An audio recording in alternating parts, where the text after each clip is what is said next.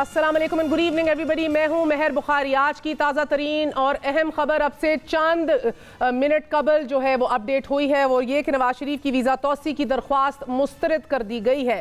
اور گو کہ نواز شریف صاحب کے پاس اپیل کا حق موجود ہے، لیکن نواز شریف کا پاسپورٹ پہلے سے ہی حکومت منسوخ کر چکی ہے، ایکسپائرڈ تھا. اس کو رینیو کرنے کے حوالے سے بھی بارہا حکومت کا موقف رہا ہے کہ اس کو رینیو نہیں کیا جائے گا. کیا اس کے اوپر اب نظر ثانی کی جائے گی؟ نواز شریف کو اپیل مسترد ہونے پر عدالت سے رجوع کرنا ہوگا، لیکن as of right now international experts and people who understand the law, ان کا یہ کہنا ہے کہ تین بڑی آپشنز موجود ہیں میاں محمد نواز شریف کو. ایک تو اسائلم کے لیے وہ اپلائی کریں یو کے اندر، دوسرا وہ اپیل کے اندر جائیں، اپنا حق استعمال کریں، اور تیسرا پناہ گاہ یعنی کہ ایک دوسرے ملک کے اندر پناہ گاہ ڈھونڈیں. اور کیونکہ بحیثیت وزیر اعظم ان کے تعلقات جو ہیں سعودی عرب سے بھی قطر سے بھی گہرے ترین تعلقات رہے ہیں، تو اس آپشن کو اویل کرنے کا بھی سوچا جا سکتا ہے. لیکن بہرحال ابھی تک مسلم لیگ نون کے سینئر لیڈرشپ کو اس حوالے سے کوئی آگاہی نہیں ہے. چند کا یہ بھی کہنا تھا کہ یہ غلط خبر ہے. بہرحال میڈیا اس کی بار بار تصدیق کر رہا ہے. نواز شریف کو قیام کے لیے دوبارہ درخواست دینا ہوگی. ان کے پاس چند دن رہ گئے اور اس کے بعد ان کو یو کے چھوڑنا پڑے گا. اس حوالے سے بات کرتے ہیں. ہمارے ساتھ علی محمد خان صاحب موجود ہیں، منسٹر فار اسٹیٹ فار پارلیمانی افیئرز. بہت بہت شکریہ علی صاحب ہمارا ساتھ دینے کا. یہ کابینہ میں ایشو پچھلے 3 سال کے اندر بہت ڈیٹیلڈ ڈسکس ہوا ہے. پہلے تو ان کا بیمار ہونا، پھر باہر جانے دیا جائے یا نہ جانے دیا جائے، عدالت کا اس کے اندر کردار، آپ کو گارنٹر بننے کا کہنا، اور ایونچولی آپ کا باہر بھیج دینا، اور اس کے بعد میاں صاحب کا باہر رہنا بہت ایک طویل عرصے کے لیے اوور اینڈ بیونڈ جو انہیں ایفیڈیوٹ اور ادھر یقین دہانیاں کرائی تھیں. اب جو یہ ویزا منسوخ ہوا ہے، اس کے اندر سر کوئی آپ کی حکومت کا کردار ہے؟ کوئی ڈپلومیٹکلی یا یو کے حکام سے آپ نے رابطہ کیا تھا اس حوالے سے؟ کوئی درخواست ڈالی تھی یا your government has nothing to do with this? بسم اللہ الرحمن الرحیم. اللہم صلی وسلم وبارک علی سیدنا محمد. بہت شکریہ. بہت بڑی ایک میجر ڈیولپمنٹ ہے، اور آپ نے جو سوال کیا ہے تو ڈپلومیٹکلی تو ہم ان کو جو ہے وہ ریکویسٹ کرتے رہے، اور جو بھی ایک قانون اجازت دیتی ہے اس میں کہ ہی از اے فیوجیٹو فرام لا، اور جس طرح ریاست پاکستان کی ایک ذمہ داری ہوتی ہے کہ اس کے جو بھی لاز ہیں وہ حکومت نے اس کو جو ہے امپلیمنٹ کرنا ہے، تو اس میں تو بارہا ایک کوشش کی گئی، لیکن ظاہر ہے کہ ان کا بھی وہاں پہ ایک لا ہے اور اس کے مطابق وہ وہاں پہ جو ہے وہ تھے. لیکن یہ جو ایک ایشو ہے یہ تو پیورلی ان کا ایک ایسا مسئلہ ہے کہ یو کے لاز کے مطابق وہ اپنے اور سے تو نہیں الاؤ کر سکتے. میرے خیال میں یہ ایک بہت بڑا سوالیہ نشان ہے میاں نواز شریف صاحب کی سیاست پہ، قطع نظر اس کے کہ وہ جو ہیں وہ آتے ہیں یا نہیں آتے یا آگے کیا ہوتا ہے. جو میرا یہاں پہ ایک کوسچن مارک ہے اس کو ضرور آپ کسی مسلم لیگ نون کے ہمارے محترم دوست سے ضرور پوچھیے گا، اور وہ یہ ہے کہ جو ان کا بیانیہ تھا کہ بیماری کا، اگر بیماری ان کی ابھی اس کی وہ لیول ہوتی، میں یہ کہتا ہی نہیں کہ اس وقت وہ بیمار تھے یا نہیں تھے، چلو اگر وہ بیمار بھی تھے for example sake of the argument, اگر وہ ابھی بھی اس لیول کی ان کی بیماری ہوتی، یو کے کبھی بھی ان کو ڈس الاؤ نہ کرے. وہاں پہ ہیومن رائٹس کی بڑی بات ہوتی ہے. تو یہ تو ایک بہت بڑا جو ایک بات مریم نواز شریف صاحبہ نے اسلام آباد ہائی کورٹ کے باہر کی تھی نا کہ آپ مجھے ان کی زندگی یا ان کی انصاف کی گارنٹی دیں تو کل بلا لوں گی، یہ ایک بات ہوئی تھی کم و بیش اسی طرح سے مریم صاحبہ نے گفتگو کی تھی. تو وہاں بھی آئی بروز ریز ہوئے تھے کہ کیا وہ واقعی اتنے بیمار تھے اگر آپ ان کو کل بلا سکتی ہیں، کیونکہ خود آپ کہہ رہی ہیں اب انصاف کی گارنٹی تو سپریم کورٹ دے گا. سپریم کورٹ پہ بھی انہوں نے سوال اٹھایا اور عدالتوں پہ بھی. لیکن اب یہ جو ایک پوائنٹ ہے کہ وہ ان کی ایکسٹینشن جو ہے وہ الاؤ نہیں کی گئی، اس کا مطلب ہے کہ بیماری والا سین اس طرح سے نہیں ہے. نمبر 1. نمبر 2، آپ نے اپنی گفتگو میں مہر صاحبہ بات کی کہ پولیٹیکل اسائلم اگر وہ یہ کرتے ہیں نہ ان کی خود کی صرف سیاسی خودکشی ہوگی. میاں نواز شریف اگر سیاسی پناہ لیتے ہیں، سیاسی پناہ ڈکٹیٹرشپس آمروں کے خلاف لی جاتی ہے، جب آئین معطل ہوتا ہے، جب وہاں بندوق کا راج ہوتا ہے، جب ملک میں ادارے بند ہوتے ہیں، میڈیا بند ہوتا ہے، صرف ایک نیشنل ٹی وی چلتا ہوتا ہے، ایک اخبار ہوتا ہے، جب وہاں پہ جو ہے قانون کا نہیں، جب وہاں پہ ایک طرح سے ڈکٹیٹرشپ کا راج ہوتا ہے، تو کوئی چانس بن سکتا ہے. جب آپ کے ملک کی عدالتیں آزاد ہیں، جب آپ کے ملک کی میڈیا بہت حد تک آزاد ہے، آج بھی الحمدللہ ہمارا میڈیا دنیا کے بہت سے ملکوں سے زیادہ آزاد ہے، اور جب آپ کی اس وقت ہر طرح سے بات سنی جاتی ہے، اس وقت پارلیمان موجود ہے، اپوزیشن لیڈر آپ کی جماعت کا ہے، آپ کا چھوٹا بھائی ہے، آپ نے جواب نہیں دیا سر. ہر طرح سے اپنی بات عواموں تک پہنچا سکتے ہیں. یہ بات میں آپ کی وزن ضرور ہے سر کہ ازائلم ایک سیاسی خودکشی ہوگی، سیاسی پناہ ایک سیاسی خودکشی ہوگی. ٹھیک ہے، یہ بات ریکارڈ پہ سر.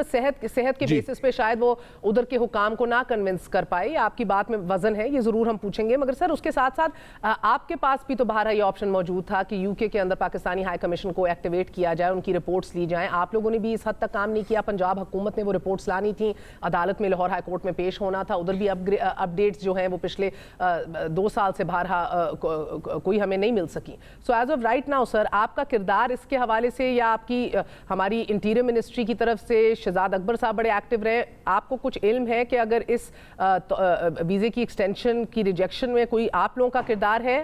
ڈو یو نو آف اینی تھنگ؟ دیکھیں، شہزاد صاحب کنٹینیوسلی یہ کوشش کرتے رہے، انٹیریئر منسٹری فارن آفس بھی کوشش کرتا رہا، لیکن بہرحال ہمیں یونائٹڈ کنگڈم جو ہمارا ایک دوست ملک ہے، جن کے ساتھ ہمارے فرینڈلی ریلیشنز ہیں، ان کے لاز کی بھی ہم نے رسپیکٹ کرنی ہے. اور یہ پاسپورٹ کی ایکسٹینشن تک معاملہ جو ہے وہ بہرحال میاں صاحب کے پاس ایک چانس تھا، لیکن اب اگر وہ اپیل میں جاتے ہیں جس کا چانس کم ہے کہ ان کو وہاں پہ ریلیف ملے، تو اصل میں اب کوسچن یہ ہے کہ کیا وہ اب اپنے وطن واپس آئیں گے، فیس کریں گے، کیا عدالتوں کو فیس کریں گے؟ کیونکہ یہاں پہ تو پوزیشن وہی اسٹیٹس کو بحال ہوگی. سر اب سٹیپ بائی سٹیپ چلتے ہیں. ان کا پاسپورٹ ایکسپائر ہوا ہے، کیا آپ کی حکومت ان کا پاسپورٹ رینیو کر کے دے گی انہیں؟ سٹیپ بائی سٹیپ چلتے ہیں. I'll get to all those points.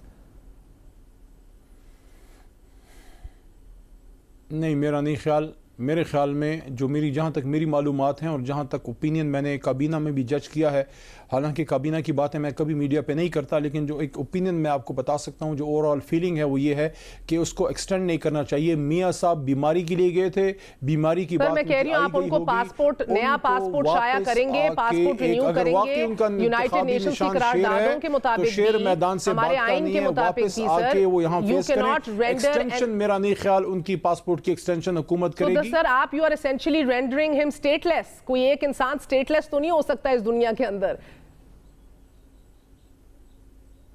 He is not stateless. He has got his state جہاں سے وہ پیدا ہوئے، جو مٹی ان کے بدن میں ہے، جو خون ان کے بدن میں، پاکستان کا ہے، وہ یو کے کا نہیں ہے. آپ ان کو پاسپورٹ دیں گے تو وہ واپس آئیں گے نا سر. وزیر اعظم بنایا میاں محمد نواز شریف صاحب، آئیں اور فیس کریں.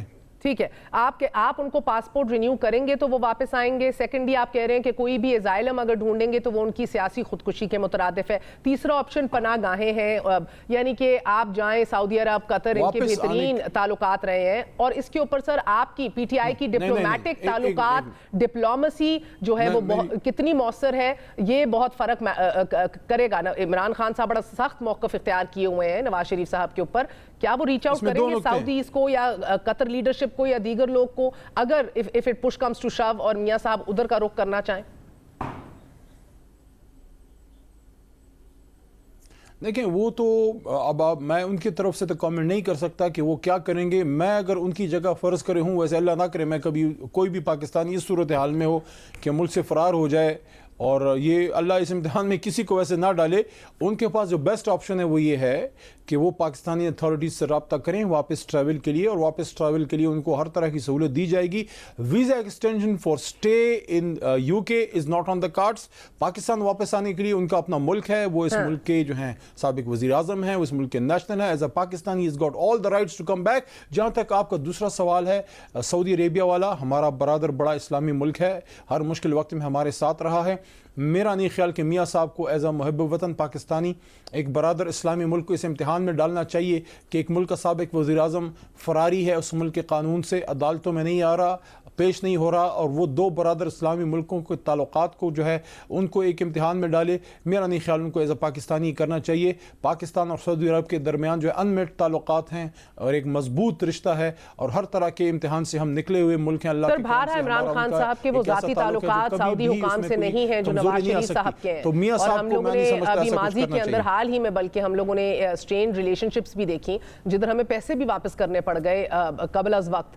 مگر سر وہ ریلیشن रिलेशनशिप नहीं नजर आती, पीटीआई डिप्लोमेटिकली कितनी मौसर होगी, तो ये इस ऑप्शन का बहुत सारा डिपेंड करेगा आपकी डिप्लोमेसी पे भी। बट सर आप कह रहे हैं जाइलम नहीं, अपील का फायदा नहीं, पनाहगाह जो है वो करनी नहीं चाहिए उनको कि मुल्क को ऑकवर्ड सिचुएशन में डालेंगे। आप उनको ऑप्शन दे एसेंशियली रहे हैं कि मुल्क वापस आए, तो उसके लिए आपको पासपोर्ट भी देना पड़ेगा। मुल्क वापस आके मुझे बताइएगा सर कि क्या सीधा जेल जाएंगे या प्रिवेंटिव बेल भी वो ले सकते हैं?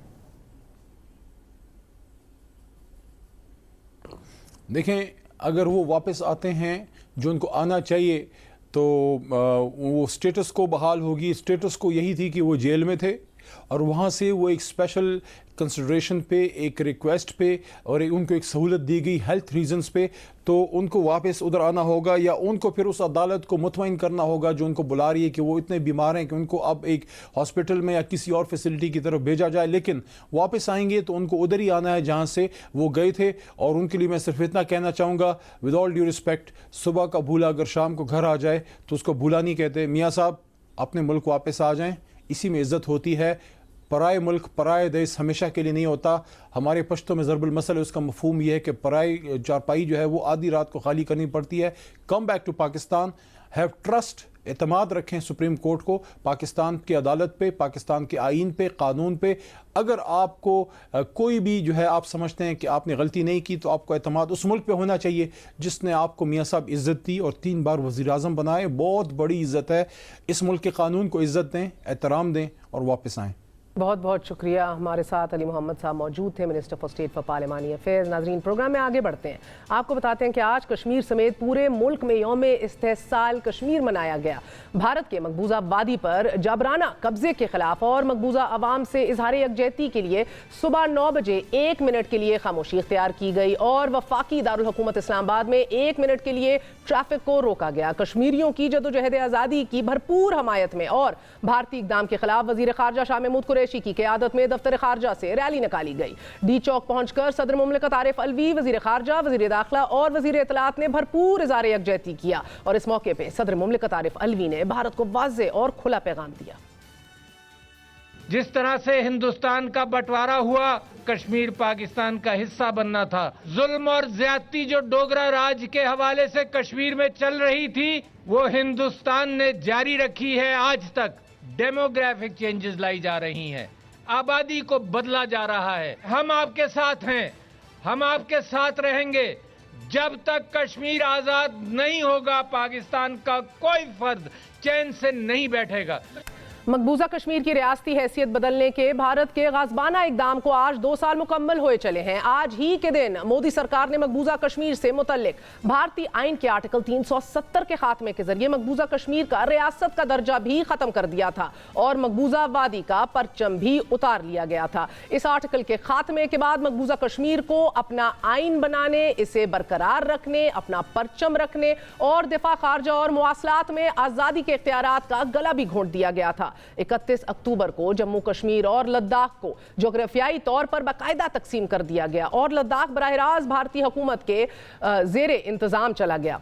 वादी के खसूसी हैसियत के खात्मे के बाद भारत ने मकबूजा वादी में फौज की तादाद बढ़ाकर 9 लाख कर दी कि जिससे मकबूजा वादी में एक जेल का मंजर पेश कर रही है फॉर ऑल दीज ईयर्स। इन 2 बरसों में नाजरीन, भारतीय जुल्म और जबर से निहत्ते कश्मीरियों पर पैलेट गन का बेदरेग इस्तेमाल किया गया है कि जिससे on record, not on reported but on record 10,000 से जायद कश्मीरी आंखों से महरूम हो गए हैं। आज़ादी की जंग लड़ते 410 मजलूम कश्मीरियों को बेदर्दी से कत्ल कर दिया गया है। इनमें 11 खवातीन और 16 बच्चे भी शामिल हैं। भारतीय सूमाओं ने 115 खवातीन की इस्मत दरी की और 1030 घरों को तबाह कर दिया। 731 दिनों पर मुहीत इन बदतरीन भारतीय महासरे ने मकबूजा अवाम की जिंदगी अजीरन कर रखी है। इनकी नकलो हरकत, तजारत, मजदूरी, कारोबार, तालीम, इंटरनेट सर्विसेज और ज़राए अब्लाग पर मुकम्मल बंदिश है। वादी के 90 लाख मुसलमान अमलन रियासती जेल में कैद कर दिए गए हैं। भारतीय जबर के ये 731 दिन महज सूरज तुलू होने और रात की तारीकी छा जाने का नाम नहीं है। इन 731 दिनों में कश्मीरियों पर ढाए जाने वाले मुजालिम का एक एक लम्हा तारीख के माथे और महज़्ज़ब दुनिया के दामन पर बदनुमा दाग है। भारत ने दुनिया की आंखों में धूल झोंकने के लिए यूरोपियन ममालिक के सफीरों को मकबूजा कश्मीर के दौरे की दावत दी। यूरोपियन पार्लिमानी वफ्द को भी वादी के दौरा करवाया गया, मगर यकरकनी तस्वीर कशी के बावजूद बैनुल-अक़वामी राय आज़मा हमवार करने में नाकाम रहा। पाकिस्तान और चीन की भरपूर सफारती कोशिशों के साथ साथ हमने देखा कि कश्मीर इशू अभी भी अलाइव है। सलामती काउंसिल ने या के बाद दीगरे 2 हंगामी इजलास तलब किए। 4 बंद कमरा इजलास हुए कि जिसमें भारतीय मुज़ालिम पर शदीद तशवीश का इजहार किया गया। पाकिस्तान की भरपूर काविशों से नवंबर 2020 में OIC की वज़राए खारजा काउंसिल का इजलास हुआ। इस इजलास में मकबूजा कश्मीर के हक में करारदाद मुत्तफ़िक़ा तौर पर मंजूर की गई। इस करारदाद में भी भारत के गाज़बाना इक़दाम को मुस्तरद करते हुए इसे सलामती काउंसिल की करारदादों की तौहीन करार दिया गया। चीन, तुर्की, मलेशिया और ईरान ने मजलूम कश्मीरियों के हक में आवाज़ उठाई। जर्मनी, स्वीडन और फिनलैंड ने भी मकबूजा वादी की सूरत हाल पर शदीद तशवीश का इजहार किया और पाकिस्तान की भरपूर सफारती कोशिशों से बरतानवी पार्लियामान में भी मसला कश्मीर को उठाया गया। 5 अगस्त के भारत के जारहाना इक़दाम से पहले वज़ीर आज़म इमरान खान ने बतौर कश्मीरी सफ़ीर अमरीकी सदर डोनाल्ड ट्रंप को मसला कश्मीर पर भारतीय अज़ाइम से आगाह किया। डोनाल्ड ट्रंप ने सालिसी की पेशकश की, मगर भारत ने सालिसी से इनकार कर दिया। 5 अगस्त के जालिमाना इक़दाम के बाद भी डोनाल्ड ट्रंप ने एक बार फिर सालिसी की पेशकश की, मगर भारत एक बार फिर मुकर गया और अब भारत इजराइल तर्ज पर मकबूजा वादी की आबादी का तनासुब तब्दील करने पर तुला है। 3 लाख गैर कश्मीरियों को कश्मीर का डोमिसाइल देकर वादी में आबाद किया जा रहा है। आज चीफ अवामी स्टाफ ने कश्मीरियों से इज़हार यकजहती करते हुए तनाज़े कश्मीर को अक़वाम मुत्तहिदा की करारदादों के मुताबिक और कश्मीरियों की राय को मुकद्दम रखने पर जोर दिया और वज़ीर आज़म पाकिस्तान भी कश्मीरियों का ये मुकदमा जो है वो एक बार फिर भरपूर तरीके से लड़ते चले जा रहे हैं। रियासत की ये 2 टोक पॉलिसी है कि जब तक भारत कश्मीर की हैसियत बहाल नहीं करता उस वक्त तक भारत से डायलॉग मुज़ाकरात बहाल नहीं होंगे। बात करते हैं, हमारे साथ मौजूद हैं पाकिस्तानी वज़ीर ख़ारजा शाह महमूद कुरैशी साहब। कुरैशी साहब, बहुत बहुत शुक्रिया साथ देने का। सर फरमाइएगा, आज हिंदुस्तान के गैर कानूनी इक़दाम को 2 साल गुजर चुके हैं। पाकिस्तान ने बारहा इसके ऊपर बहुत भरपूर मौक़िफ़ अपनाया है, लेकिन इस इशू को उजागर तो कर लिया, लेकिन हमारे जहन में क्या कोई गोल पोस्ट है कि कश्मीर मामले को लेकर हमने आलमी बरादरी से इवेंचुअली कितना प्रेशर किस तरीके से जो है वो एस्पाउस करना है? जी हमने तो दुनिया को ये बावर कराना था और किसी हद तक हम ये कामयाब हुए हैं कि जो 5 अगस्त के 2019 के इक़दामात थे उन्हें किसी ने कबूल नहीं किया। पाकिस्तान ने तो मुस्तरद किया, कश्मीरियों ने भी मुस्तरद कर दिया, मकबूजा कश्मीर के कश्मीरियों ने मुस्तरद कर दिया है। अभी जो दिल्ली में बैठक हुई है वो आपने देखा कि जो उससे मकासद हासिल करना चाहती थी बीजेपी की गवर्नमेंट नहीं कर पाई। उन सब ने क्या कहा? उन्होंने कहा कि हमें अपना तशख़्ख़ुस लौटा दीजिए, हमें अपना स्टेटहुड लौटा दीजिए और 5 अगस्त 2019 के इक़दामात हमें कबूल नहीं है।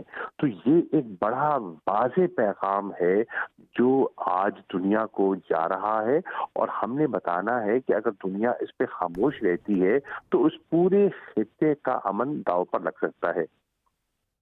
सर ये बताइएगा कुरैशी साहब कि अभी अनफॉर्चुनेटली अक़वाम मुत्तहिदा में हमारी पॉलिसी जो है वो स्टॉप गो ज़रा सी एक कंटिन्यूसली एक कैंपेन चलाते हुए नहीं दिखाई दी। Lot of people see it as soft as well. अब इंडिया अक़वाम मुत्तहिदा में बहुत पोजीशन में आ गया है। हिंदुस्तान अब अक़वाम मुत्तहिदा में अपनी पोजीशन को पाकिस्तान मुखालिफ मौक़िफ़ को उजागर करने के लिए भी इस्तेमाल करेगा, टेररिज्म के इशू को उजागर करेगा।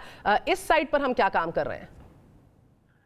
देखिए मेरे पहली बात तो ये है कि 3 मरतबा 5 अगस्त 2019 के बाद सलामती काउंसिल में मसला कश्मीर पर बहस हुई है, तबादला ख्याल हुआ है। नंबर 1, ह्यूमन राइट्स काउंसिल में हिंदुस्तान को कटहरे में खड़ा किया गया है। अब ये ऐसे तो नहीं हुआ ना, वो लोगों ने हमारी बात को अहमियत वजन दिया। आपने देखा कि यूरोपियन पार्लियामेंट में लोगों ने खत लिखे हैं और वहाँ बहस हुई है। हाउस ऑफ कॉमन्स में बहस हो रही है। US कांग्रेस की तरफ भी हम तवज्जो मबजूल करा रहे हैं इस मसले पर कि इसको आप सरफे नज़र नहीं कर सकते। ये एक हकीकत है, ये अंदरूनी मामला नहीं है, یہ ایک تنازع ہے جس کی انٹرنیشنل ریکگنیشن ہے، جہاں سلامتی کونسل کی قراردادیں موجود ہیں۔ قریشی صاحب آئی انڈرسٹینڈ دیٹ، اینڈ میں یہ بھی کہوں گی آپ کو، میری وزیر اعظم سے خود بھی ملاقات ہوئی، ان کا آن دا ریکارڈ اور آف دا ریکارڈ بہرحال بڑی شد و مت سے ایک موقف ہے، اور وہ ایک ہی ہے کہ جب تک ہندوستان ہمیں کشمیر میں جو ہے ریورس نہیں کرتا سٹیٹس، ہم آگے نہیں بڑھیں گے، مذاکرات نہیں کریں گے۔ آن گراؤنڈ کچھ مختلف کر کے دکھائے وزیر اعظم کا یہ کہنا تھا۔ آن گراؤنڈ سے آپ کی کیا مراد ہے؟ افواج کا انخلا چاہ رہے ہیں، کرفیو میں نرمی چاہ رہے ہیں؟ ہماری توقعات دراصل ایگزیکٹلی ہے کیا؟ بیکاز بہرحال اسٹیبلشمنٹ بھی نارمیلسی کی طرف جانا تو چاہتی تھی، یہ بھی ہمیں بریفنگز مل چکی ہیں۔ دیکھیے، پہلی بات تو یہ ہے کہ بہر ہم سمجھتے ہیں کہ جو کلائمیٹ ہے اس کو ویشیٹ خراب ہندوستان نے کیا، اب اس کو سدھارنے کی ذمہ داری بھی ان پر عائد ہوتی ہے۔ اب وہ کیسے سدھر سکتا ہے؟ نمبر ایک، ہم سمجھتے ہیں کہ اس وقت جو پابندیاں لگائی ہوئی ہیں، جو کشمیریوں پر جو بربریت طاری ہے، جو ظلم ہو رہا ہے، جو ان کے فنڈامنٹل رائٹس طلب کیے گئے ہیں، ان میں ان کو ریلیف ملے، ان کو اس وقت جو جس بری طریقے سے کچلا جا رہا ہے وہ ختم ہو، ان پہ وہ سینکشنز، وہ ریسٹرکشنز لفٹ ہوں۔ ٹھیک، نمبر ایک۔ نمبر دو، ان کا جو اسٹیٹ ہوڈ ہے، ان کا جو تشخص ہے، اس کو بحال کیا جائے۔ اس سے انوائرمنٹ جو ہے کنڈیوسو ہوگی for a meaningful dialogue. ٹھیک ہے، but are these tangible steps جو ڈسکس ہو رہے ہیں سر؟ بیکاز دیکھیں، ہندوستان فورن جرنلسٹ کو اجازت نہیں دے رہا کہ وہ آزاد کشمیر کا دورہ کریں، رپورٹنگ کریں۔ آج بھی باگا بارڈر پر صحافیوں کو روک دیا گیا، واپس بھیجا گیا۔ سو سر، اب تو ہندوستان اقوام متحدہ کا غیر مستقل ممبر بھی بن گیا ہے، کیا ہمارے تعلقات اچھے ہیں دیگر یونائٹڈ نیشنز میں جو نان پرماننٹ ممبرز ہیں ان سے؟ Because we will need it now more than ever. جی بالکل ہیں، ہمارے ہیں، ہمارا موقف بھی ہم اپنا پیش کریں گے، اپنا موقف دنیا دیکھے گی۔ دیکھیے، بھارت تو اپنی اس پوزیشن کا پورا فائدہ اٹھانے کی کوشش کرے گا، پاکستان کو نیچا دکھانے کی انہیں کبھی کمی نہیں کی، لیکن ہم اپنا دفاع کا حق رکھتے ہیں۔ ہمارا ایک ٹھوس کیس ہے، ہماری بات میں وزن ہے، اور انشاءاللہ ہم اپنی بات ضرور پیش کریں گے۔ اب آپ نے خود فرمایا کہ انہوں نے ویزوں پر پابندی لگا دی۔ آج آپ دیکھیں کہ وہ اپنے جرنلسٹ کو آزاد کشمیر میں آنے کی اجازت نہیں دے رہے، اور ہم نے آج آرگنائز کیا ہے جو انڈیپینڈنٹ ہیومن رائٹس کمیشن ہے OIC کا، ان کے نمائندگان تقریباً 10 لوگ مختلف ممالک سے ان کا تعلق ہے، ہم ان سے مل بھی رہے ہیں، ان کو ہیومن رائٹس پہ بریف بھی کر رہے ہیں، اور کہہ رہے ہیں کہ آپ خود جائیے، آزاد کشمیر میں جائیے، لوگوں سے ملیے اور اپنے تاثرات خود قلم بند کیجیے، پھر بھارت سے مطالبہ کریں، کیا وہ آپ کو بھی اجازت دے گا؟ اور سر، ویسے تو وادی کے اندر انہوں نے یونائٹڈ نیشنز کی ٹیم کو بھی نہیں آنے دیا کہ ہیومن رائٹ وائلیشنز کو وہ پین ڈاؤن کر سکے۔ Interviewed Antonio Guterres as UN general secretary and he said ہم کیا کر سکتے ہیں، ہمیں پتہ یہ ہو رہا ہے۔ آئی تھنک ہماری طرف سے بھی مزید اور پش کی ضرورت ہے۔ ہم نے جو دہشت گردی کے حوالے سے بہترین ڈاسیئر تیار کیا ہے، شواہد، ایویڈنس، ثبوت کے ساتھ، انڈین مداخلت اور دہشت گردی پاکستان کے اندر، اس کا کیا سٹیٹس اور پروگریس ہے؟ دیکھیے، ہم نے اس ڈاسیئر کو پیش کیا ہے، ہم نے ایویڈنس کے ساتھ بتایا ہے۔ اب ہندوستان اگر وہ ڈاسیئر، وہ ٹیررزم پہ آئے دن ان کے پاس اور ہے کچھ نہیں کہ ٹیررزم پہ پاکستان کو منسوب کرنا چاہتا ہے، تو ہم کہہ رہے ہیں کہ یہ حقائق ہیں جو ایک اسٹیٹ ٹیررزم کی پشت پناہی جو ایک ہندوستان کر رہا ہے، جس قسم کی وہ اس کو پیسہ اور ویپن دے رہا ہے، اس کو بھی اگر وہ لے کے جاتے ہیں تو ہم بھی اپنے شواہد پیش کریں گے، اور ہم نے P5 ممالک کو، دیگر ممالک کو ہم نے ان سے شیئر کیا ہوا ہے، تو اگر اس پہ بات کرنا چاہتے ہیں ہم تیار ہیں، ہم ثبوت کے ساتھ بات کرنے کے لیے تیار ہیں۔ بہت بہت شکریہ۔ ہمارے ساتھ وزیر خارجہ شاہ محمود قریشی صاحب موجود تھے۔ ایک چھوٹا سا وقفہ لیتے ہیں، وقفے کے بعد حاضر ہوں گے۔ Stay with us.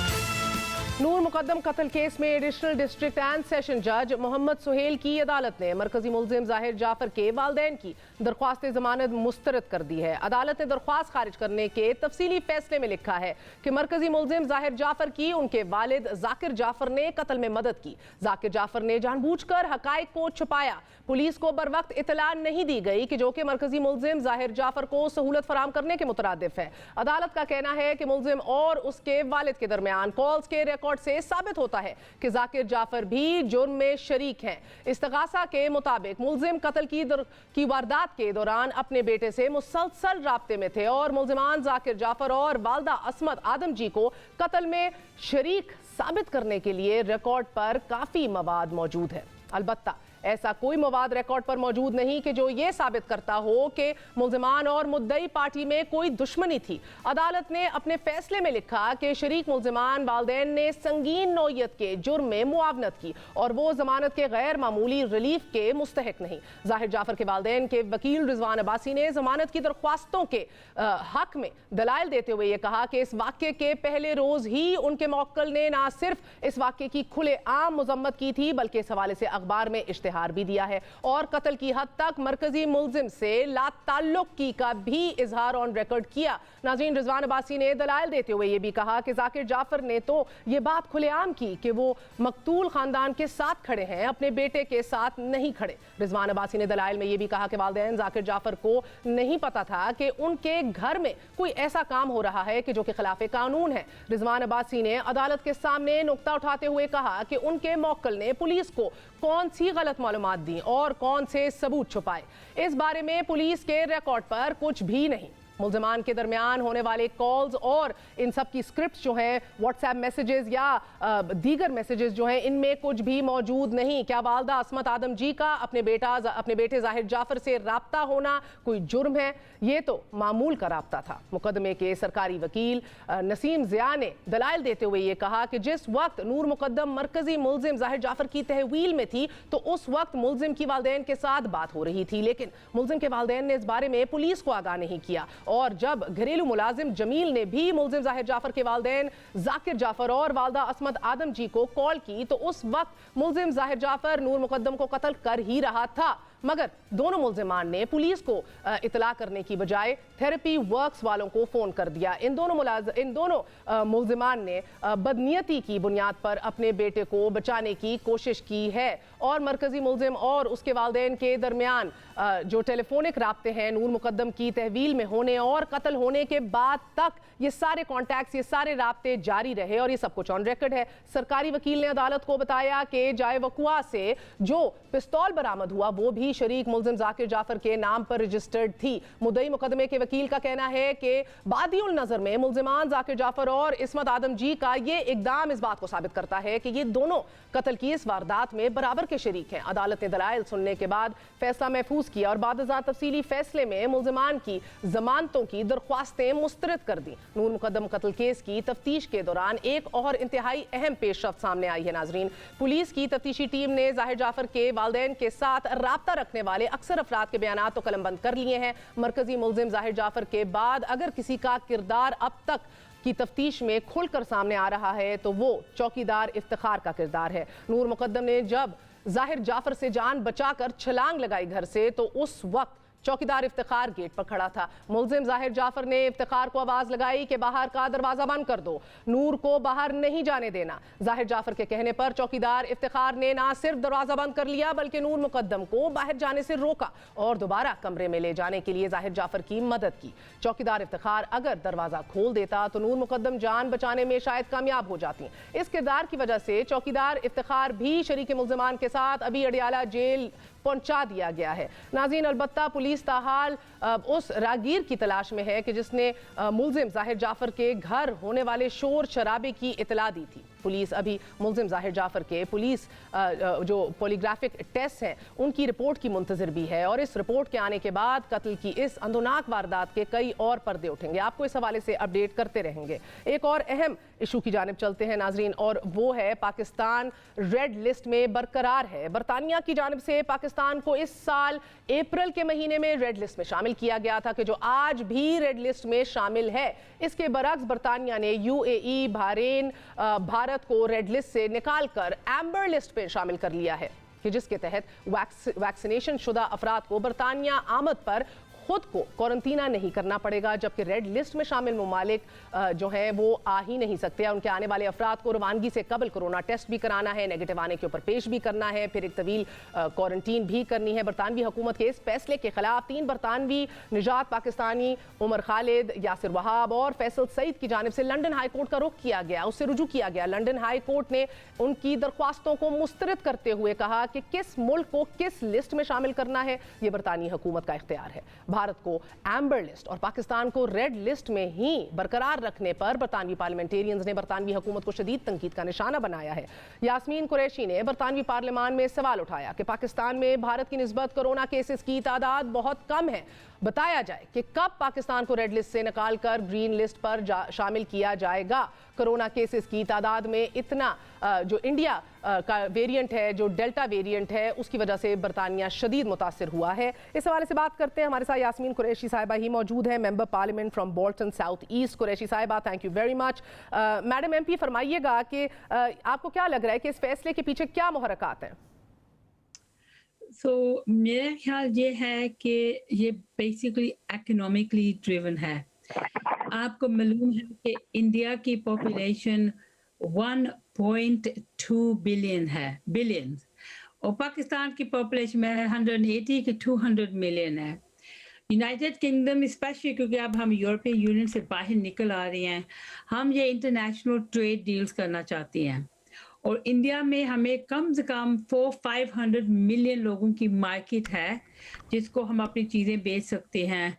और इसलिए उनको खुश करना, उनको क्या कहते हैं हैप्पी रखना हमारे यूके के लिए इम्पोर्टेंट है, और स्पेशली इस कंजर्वेटिव गवर्नमेंट को बहुत इम्पोर्टेंट है.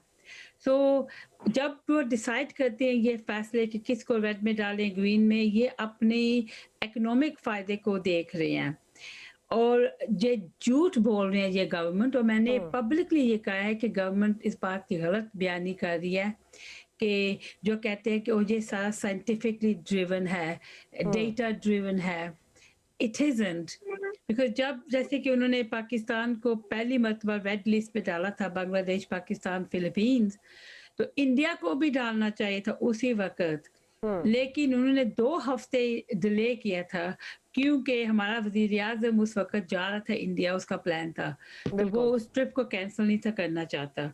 So it was again a political motivation. Then जब उन्हें देखा सिचुएशन इंडिया में इतनी ख़राब थी तो उनके लिए फिर उन्हें लाजमी उनको ना रेड पे डालना था. लेकिन वो इमेजेस, पिक्चर्स इंडिया की ना आती कि कितनी ये बीमारी फैली है उधर, तो वो अभी भी प्रॉब्लली एम्बर पे ही होना थी. तो it was a political decision. और मैंने उस वक्त भी रेज किया था मिनिस्टर्स के साथ, तो उन्होंने कोई जवाब नहीं इस मसले पे दिया. और देन कल जो खबर दी गई थी, उन्होंने रात के इंग्लैंड के 10 बजे खबर दी थी, कोई कुछ कर भी ना सके, इसे स्नीक आउट किया था उन्होंने. लेकिन हमने उसके ट्वीट किए, प्रेस रिलीज, और आज इसके ऊपर मैं मिनिस्टर से भी बातें कर रही हूँ. मैं कह रही हूँ कि भाई देखो, आप एक्सप्लेन करें क्यों ये किया है.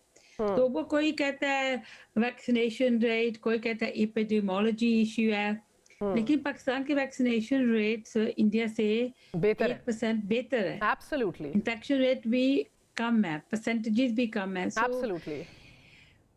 It's clear. और एक दूसरी बात सुनी है, किसी बहुत एक रिलायबल बंदा जो मैं जानती हूँ, उसने कहा कि जो फॉरेन सेक्रेटरी है, उसने कहा कि हम इकोनॉमिक इश्यूज देख रहे हैं, हम मुल्क को खोलना चाहते हैं, और हम देखते हैं कि किस मुल्क को हमें इकोनॉमिक की सबसे ज्यादा बेनिफिट है, और इसमें इंडिया है. And this is wrong because मैं खुश हूँ कि देखो मेरे शहर में, मेरे हल्के में इंडिया के भी लोग रहते हैं, तो मैं उनके लिए बहुत खुश हूँ. लेकिन मेरे हल्के में पाकिस्तानी लोग भी रहते हैं जिनके लिए मैं नहीं खुश, बिकॉज उनको भी चाहिए कि उनके मुल्क को भी एम्बर में आ जाना चाहिए, पाकिस्तान को भी एम्बर में आ जाना चाहिए. और इसका मसला अब हम जद्दोजहद शुरू की है. हम सब सोच रहे थे कि कल रात को पाकिस्तान भी एम्बर पर चला जाएगा. बहुत हैरानी हुई है जब ये नहीं हुआ.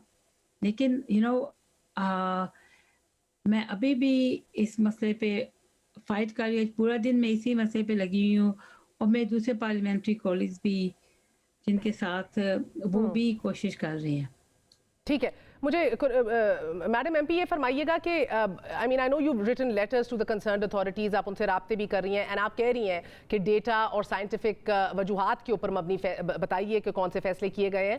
مگر دیٹ بینگ سیڈ، آپ کو لگ رہا ہے کہ پاکستان کی جانب سے ڈپلومیٹک ایفرٹس یا فارن آفس کی طرف سے کوئی اور پش کیا جا سکتا ہے؟ We could be doing this a little differently. مجھے نہیں، اس بات کو مجھے کوئی معلوم نہیں ہے. آئی ڈونٹ ہیو کیا کہتے ہیں top level discussion with Pakistan کے وزیر اعظم یا فارن منسٹر، سو مجھے نہیں معلوم کہ انہوں نے کیا لوبنگ کی ہے. آئی نو کہ میرا جو پاکستان کے ہائی کمشنر انہوں نے کی ہے جہاں انگلینڈ میں جو ہے، لیکن پاکستان گورنمنٹ کا مجھے نہیں معلوم کہ بھی انہوں نے کیا کیا ہے. بٹ یاسمین صاحب یہ بھی بتائیے گا کہ اب یہ فیصلہ جو ہے اس کو ریوزٹ کیا جا سکتا ہے اینی ٹائم سون، یا وہی جو ایک مقررہ وقت ان نے بتایا ہوا ہے تبھی ریوزٹ ہوگا and this will not be revised any time soon? تو گورنمنٹ کہتے ہیں کہ ایوری 3 weeks یہ اس ڈیسیژن کو ریویو کرتے ہیں. تو the next review is in 3 weeks time، جو کہ اگست کے اخیر پہ ہے. لیکن میں نے آج جو ٹرانسپورٹ منسٹر ہے ان کے آفس سے بھی بات کی ہے، سیکرٹری آف اسٹیٹ ہیلتھ کے بھی آفس سے بات کی ہے. تو میں نے کہا کہ آپ کو لازمی 3 ہفتے انتظار نہیں کرنا چاہیے. آپ اگر چاہیں کل کر سکتے ہیں، پرسوں کر سکتے ہیں، 1 week بعد بھی کر سکتے ہیں. تو وہ کہتے ہیں کہ وہ ڈیٹا کلیکٹڈ کرتے رہتے ہیں، اپ ڈیٹ ہر وقت ہوتا رہتا ہے. سو میں اب کوشش انہیں کر رہی ہوں کہ 3 ہفتے کا نہ انتظار کریں، لیکن اگلے 2 week میں ڈیسیژن کو تبدیل لائیں. So they can do it 3 weeks early. وہ آج بھی کر سکتے ہیں، کل بھی کر سکتے ہیں. بہت بہت شکریہ. ہمارے سے یاسمین قریشی صاحبہ موجود تھیں، member U K parliament from Bolton South asset.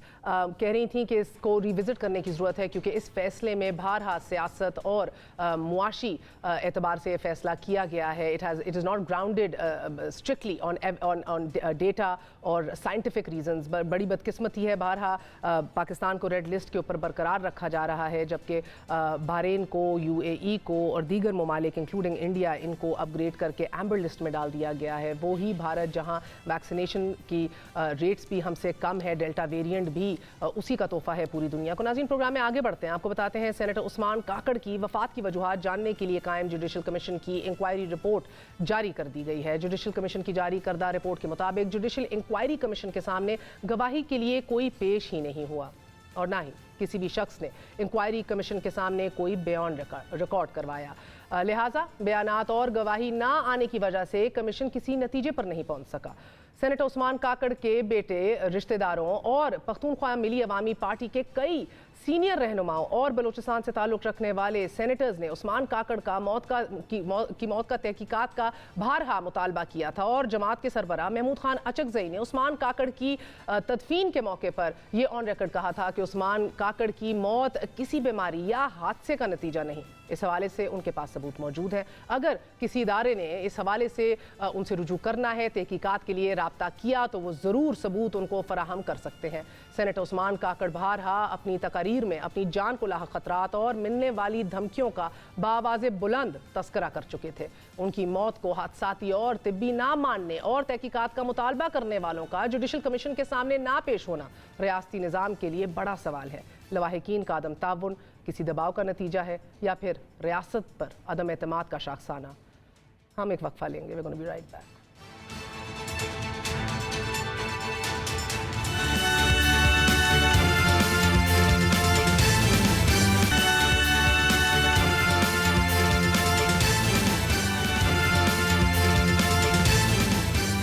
آج کی ایک اچھی خبر آپ کی خدمت میں پیش کرتے ہیں. پاکستان کی تاریخ میں سب سے بڑے دیوالیہ کا شکار ہونے والی کمپنی ہیسکول کی جانب سے آج یہ اعلان کیا گیا ہے کہ ایس ای سی پی کی جانب سے کمپنی کے مالی معاملات برائے سال 2019 کی تحقیقات کے ضمن میں لیے جانے والا حکم امتناع یعنی کہ اسٹے آرڈر ویکیٹ کر دیا گیا ہے، واپس لے لیا گیا ہے، اور کمپنی اپنے مالی معاملات میں ایس ای سی پی سے مکمل تعاون کے لیے تیار ہے. ہیسکول کے سی ای او ادیب احمد کی جانب سے استعفیٰ دے دیا گیا गया है और उनकी जगह अकील अहमद खान को नया CEO मुकर्रर कर दिया गया है और बोर्ड में 2 नए इंडिपेंडेंट डायरेक्टर्स को भी शामिल कर लिया गया है। हेस्कॉल की जानिब से यह भी बताया गया है कि कंपनी के जिम्मे वाजिबुल अदा रकम की अदायगियों के लिए कर्जा फराहम करने वाली कंपनियों से मुज़ाकरात भी जारी हैं।